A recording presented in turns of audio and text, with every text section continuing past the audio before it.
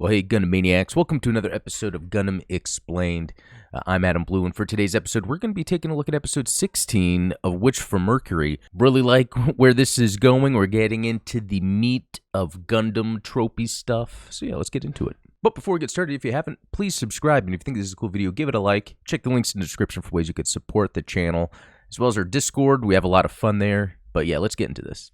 All right, so it starts with recapping some revelations that came from the last episode that really has to do with Eric Samaya being possibly part of the aerial, and we don't know to what degree, but this episode kind of spells it out a little bit more. Ares' biometric code was completely synced with the data storm, so we've got this data storm that occurs, and when there's a permit score, I guess those particles allow the essence of the original pilot to exist. They're giving some interesting information with words like biometric code, data storm, but I don't think we yet fully understand what's going on. I decided to use Lafrith to keep Ari alive. It just sounds creepy. And even this exposition here is like trying to explain what's going on, even though it's still hard to determine physically in real-world science what's happening. But you use the data storm's network to transfer her biometric code. Is that it? A data storm's network? So when a data storm happens, is that just like, I don't know, some ether perhaps within the electromagnetic spectrum? This is like where the Minovsky particle things, comes in. So there's like this network or field of particles that can interact, and I guess maybe they can tap into it. I don't know. I'm just saying a bunch of sciencey stuff right now. Without Ariel as her body, she'd disintegrate into physical space. So again, it's interesting how it's talking about the essence of this person or her daughter is still there, and it requires the technology, the Gundam technology for her, the permit stuff for her to exist.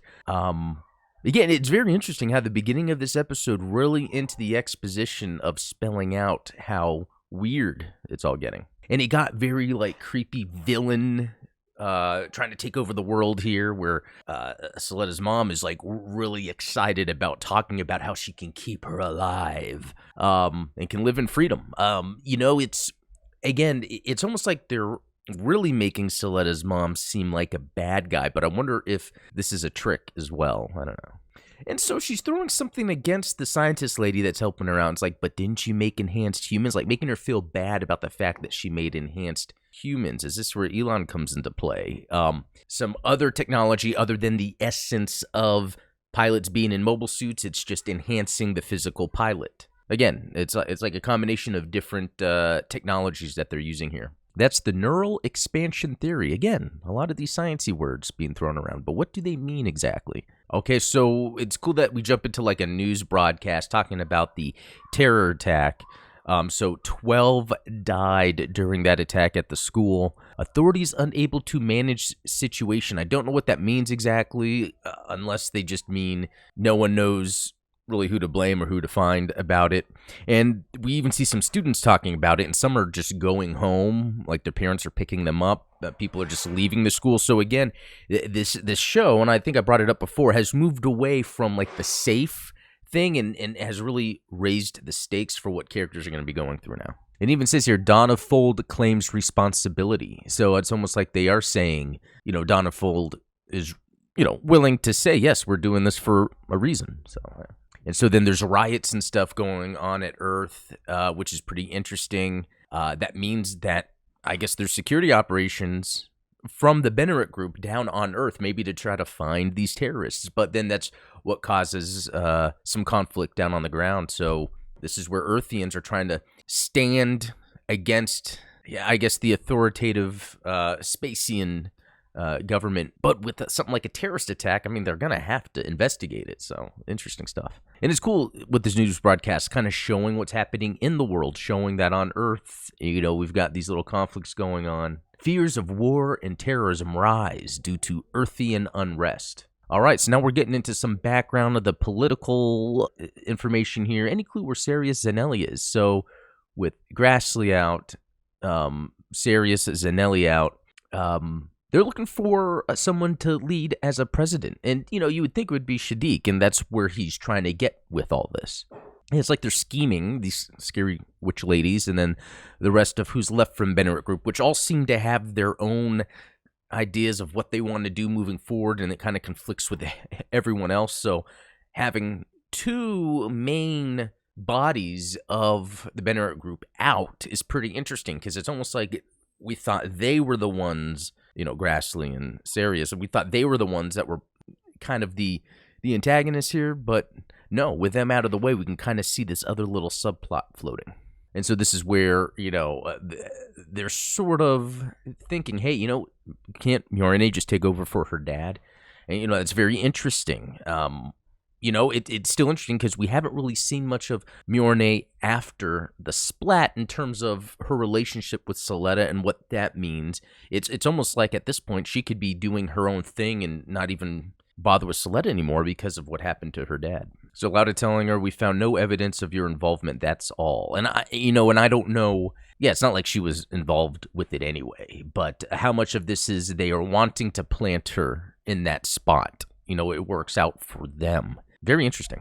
Some interesting world-building technology. I guess there's a hole in the side of the plant. Some little device went in, expanded, and it seemed to kind of seal that spot. It looked like, I don't know if it froze or something hardened, but kind of a neat little world-building piece of tech there. If only Mr. Ghoul was here. So that's, it's kind of neat every time you see them look through their phones. You can probably pick up some world-building from there, but I like that, Ghoul's still top of mind, of course. And then the Soletta and the Earthians are just hanging out, talking about, when's Nika coming back? And then you see some Spacians come up. They were like, I don't know, using spray can to graffiti and then calling them terrorists. And then one of them throws a spray can at someone, and Mjolnir shows up, filmed it, just so she's like, hey, I can show that there's some assault going on here. So it's like Mjolnir comes to save the day, and now we're getting her and Soletta in the same room. And it's interesting, because now, people are reaching out to Nika as if I don't know. I don't know what's going on with this. It's like she's being used. She's in a tough situation. It seems like a lot of characters are being used in nefarious ways. With Nika, we don't really know where that's headed. In fact, there's a lot of things that are kind of up in the air. Who is really pulling the strings now? I think it's Soletta's mom in general. But letting these other things just kind of happen under the surface with, President Delling being gone. What does that mean? It could be spelled out pretty obviously, actually, and I'm missing it, or it's really just, there's all these little seeds being planted where we see these other characters have motivations that are not related to the revenge Soletta's mom wants. So there we go. We have some more. It seems to be there's a lot of these characters do have some connection to Earth in the end. It's almost like there's Earth plants within the Bennett Group, and Grassley was even working with Soletta's mom. So again, it seems like maybe there's this Earth sympathy that kind of exists subtly underneath everything, and it's almost like this is a way for Earth to be back in power over space. I don't know. I really don't know. And so Elon's being told he has to steal the Ariel. So, oh crap, the Ariel's going to be stolen. Whoa, and look who has returned. Everyone's favorite character. Now, it's interesting because a lot is breaking down. This whole time, I thought maybe he didn't really care too much about his brother, but he seems to really care. And, Ghoul's being confronted with, hey, sorry, your dad died. And he's just like, yeah. Knowing that he did it himself, even though he didn't mean to. And that's a lot to have to deal with. So I wonder what's going to happen, if there's going to be a moment in this story where he's going to have to almost express or talk about with other characters what he had done, what he had gone through. Does that then change his dynamic? Will then people look down on him? Or will they not even bring up that it was, him that killed his dad, and it's more of what his dad was involved with that got him killed? I don't know. And then we had this other group that just kind of randomly going in there. She's like a Mjolnir fan. She was trying to help her get to Earth. Again, this Earth sympathy thing is still showing up. And then she wants to kind of look into what's going on since other parties have been interested in Mjolnir's company. And because there's all these costs associated with maintenance, even though the company's being shut down, it's almost like this lady's planting herself to help Mjolnir. So what is her angle? A mediator. It's our role as mediators. Still don't know exactly what that's supposed to mean. So it's interesting. We see Mjolnir again. She comes in to talk to the group, acting like, hey, the company is in working order, or in terms of let's move forward with work. Everyone's saying, oh, we need to do this, we need to do this. And it's funny seeing Suletta be like, hey, like she's trying to get a word in and can't, and then someone helps her raise her hand, and then she's like, hey, we should go look at your tomato garden, which is, it almost makes Suletta come off as like a toddler or a child. It's like all this stuff's going on, and that's what she brings up, but it's because she wants to get back into that emotional connection that she has with Mjolnir. She doesn't know what happened since then, and we're going to get into it. As they're leaving the room, Mjolnir goes to grab Suletta so they can go by themselves to look at the tomato garden. Suletta's mom shows up, and we can see how happy Suletta is about it, but Mjolnir, you can tell just the way she looks at her mom and then just walks past her, doesn't acknowledge her.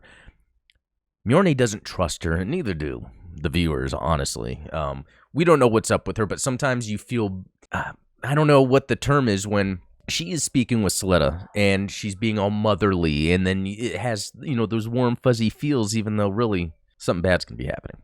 But I'm stealing your family member. So yeah, Elon's going all Grand Theft Auto here. And in trying to steal it, he gets attacked by the data storm. And in fact, he sees Eri show up. And he's like, who are you? And so even though we saw the gun bits and we were assuming there may be multiples, the way that they're speaking of, whatever being they're seeing, and when they were speaking earlier about her, Suletta's mom, Lady Prospera's daughter, being part of the aerial, it seems like it's really only referring to one being. But this is a pretty interesting scene here, because it's like Eri is not letting him access the aerial, even though he is a modified human, so he has the capacity to link up with the permit score to get the thing running.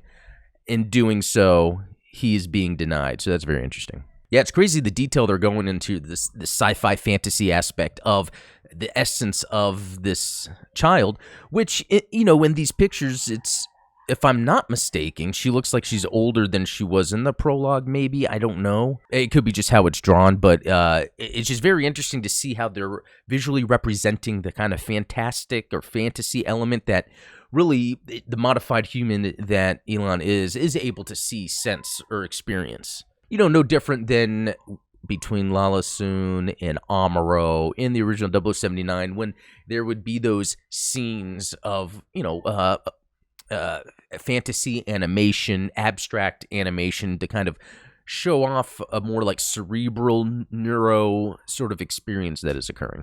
And then he's not able to get into it, and he's out and now talking with that lady from earlier that Suletta's mom was kind of getting on her for, hey, but you created enhanced humans, and even bringing it up here. It must be easier tinkering with this than with enhanced humans. So there's this sort of divide between the process, the mechanics behind the enhanced humans, and this permit link data storm thing. Okay, so it gets very interesting because, again, Suletta and Mjolnir are back. It even says this, are you mad at me, Miss Mjolnir? Very interesting the way this conversation was going, because it's exactly what myself and I think viewers have been wondering, asking. Again, it takes a few episodes for them to address these things, but the show has been known to address lingering threads. So Mjolnir's like, I am sorry the way I treated you after what you did, because you saved me and my dad.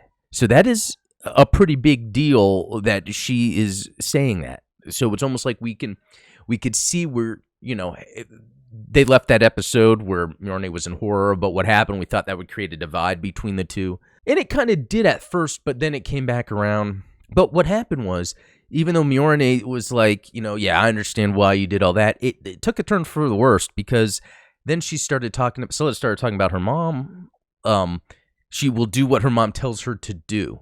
Because Mjolnir's like, how can you smile, though, after that, after you kill someone? And it's more of because, Suletta's happy, but she's not thinking about what she had to do it. And Mjolnir's trying to say, like, I would think you would have feelings for what you went through to get to that point. So it seemed like we were going to be in a good spot, but then it went back to Mjolnir is just like, what is Suletta's mom up to? She's creating a monster with Suletta. And even for the viewer, it's up in the air. What is going to be happening here? And then after that conversation, we see Suletta's mom just looking through glass, probably at the aerial. We see her reflection. Wait for me, Aerie. Very creepy, ominous. What's going to be going on here? So Mjolnir goes right to the problem. So this is interesting because it seems like now and I understand, her dad is in the hospital. A lot of crap went down. Now that she's got that settled, she's back with Soletta, but then it's bubbling up. Her mom is getting in the way. So Mjolnir goes straight to the problem. She goes to talk to Soletta's mom about it. And in this moment, Lady Prospera is talking about what she went through, how her dad, Mjolnir's dad, slaughtered her comrades. So we're getting that background information here. So the emotional stakes between these characters are starting to rise, and we might start getting more direct information from these characters instead of sort of cryptic kind of messaging. And then when she talks about hearing the cries of her fallen comrade, she pulls Mjolnir in, gets to her ear. I want you to hear them too. It's pretty creepy. Bad guy stuff going on there. And she even says, leave Soletta out of this. And it's almost like Soletta's mom knows that, yeah, there's probably a way to do this without having to involve Soletta. And so she's talking about her, Mjolnir, becoming the president. And I think the idea here is there's ways where they can move forward with whatever she's trying to do in the first place. Okay, look, her dad is hospitalized. What more is it that she wants? Is it that board of the crazy witches that we saw earlier that she's actually trying to take out, even though they're witches and she's a witch too? Weren't they to be hunting them? And they did with her. So yeah, they're going to have to explain that.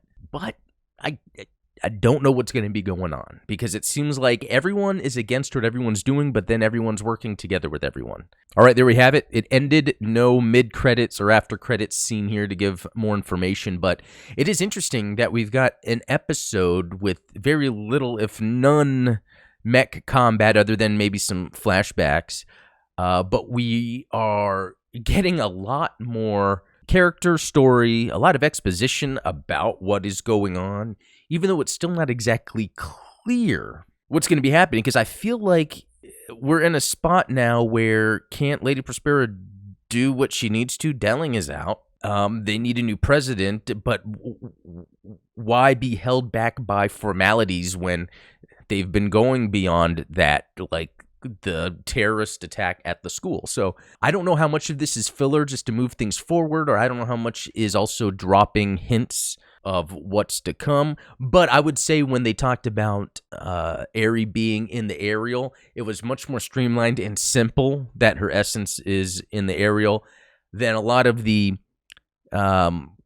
discussion that happened before, where people were like, okay, maybe she's been cloned multiple times and each one is part of a bit. That's why we're seeing a lot. Like, there's been a lot of that discussion going on, but it seems to be simpler than that, and we're not getting the explanations. But will there be more? Is there more? Is that going to further give us an understanding of why Prospera is being very calculated, although she's being very honest and truthful?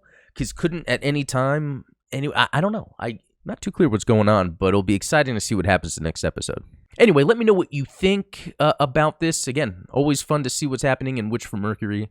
Also, let me know what your favorite part was. Are there any thoughts you have about what could be happening? Any speculation? Let me know below. But anyway, guys, thanks for watching. We'll talk later.